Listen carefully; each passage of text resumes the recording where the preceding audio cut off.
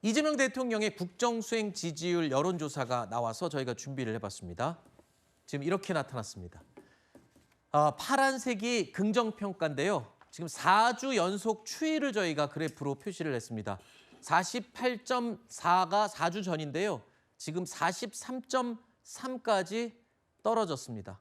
8월 첫째 주 긍정평가에서 이 지난주보다 2.6%포인트가 하락한 것으로 지금 계산이 되죠. 취임 후에 최저치를 기록했다라고 볼 수 있습니다. 이재명 대통령 지지율이 40% 초반대로 떨어진 건 이번이 처음인데요. 부동산 세제 개편 영향이 크다. 그 시기와 맞물려 있기 때문에 그런 분석이 가능할 것 같습니다. 그리고 부동산 또 형소법 개정안, 육사 쿠데타 발언 뭐 이런 것들이 영향을 끼친 게 아니냐 이런 분석이 나오고 있군요. 네, 그렇습니다. 한 세 가지 정도의 어떤 그 섹션이 있겠죠.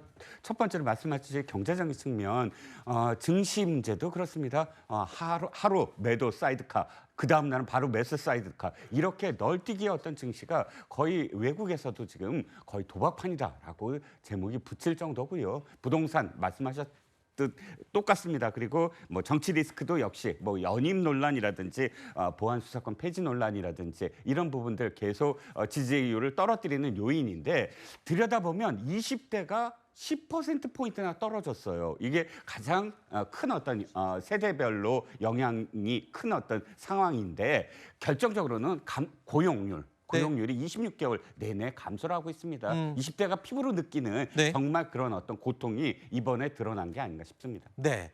자, 지지율 여론조사 다시 한번 그래프를 볼까요? 자, 하단에 있는 조사 일시를 좀 작게 보이지만 살펴보겠습니다.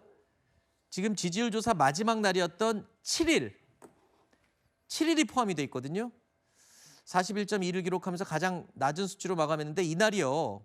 바로 지난 주말 내내 논란이 됐던 바로 더불어민주당 3선 의원이죠. 황희 의원이 젊은이들의 이 주택 부족과 관련해서 폐버스를 개조해서 버스하우스를 활용하면 어떠냐라는 발언을 했다가 어마어마한 지금 논란이 됐던 바로 그 발언을 언급한 날입니다. 자, 이게 그냥 무시 못할 것 같아요.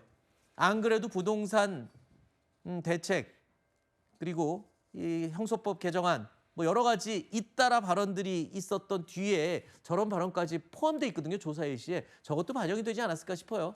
일단 저 여론은 사실 조사에 충분히 반영되지 못했을 것 같아요. 저는 그러면 앞으로 이제 나오는 조사나 이런 데도 반영이 될 만한 큰 이슈라고 생각되는데, 네. 저는 사실은 이제 세제 개편안에 대해서 뭐 청년들이 많이 분노하고 있다라고 보기보다는 지금 부동산 상황 자체가 너무 안 좋습니다. 그러니까 월세 가격이나 전세 가격이 계속 오른다고 느껴지고, 그리고 그러니까 분양받을 주택에 어떤 기회가 적다는 이 상황이 있는 상황에서 정부가 문제를 제대로 해결하지 못하는 것에 대해서 답답함을 느끼는 것이지, 네. 세제 개편안 자체에 대해서 저는 비판 여론이 큰 건 아니라고 저는 생각하고요. 그러니까 그런 상황에서 저 폐버스 발언은 엄청난 지금 기름을 부은 상황 아닌가요? 그렇죠. 그런 상황에서 사실은 청년들의 요구나 아니면 보통 사람들이 살아가기에도 적절하지 않은 네. 저것을 청년 주택의 대안으로 내놓은 것 자체가 네. 기름을 부었다고 저도 생각됩니다. 네. 그래서 황희 의원이 좀 서둘러 사과하시는 게 필요하다는 생각이 들고, 네.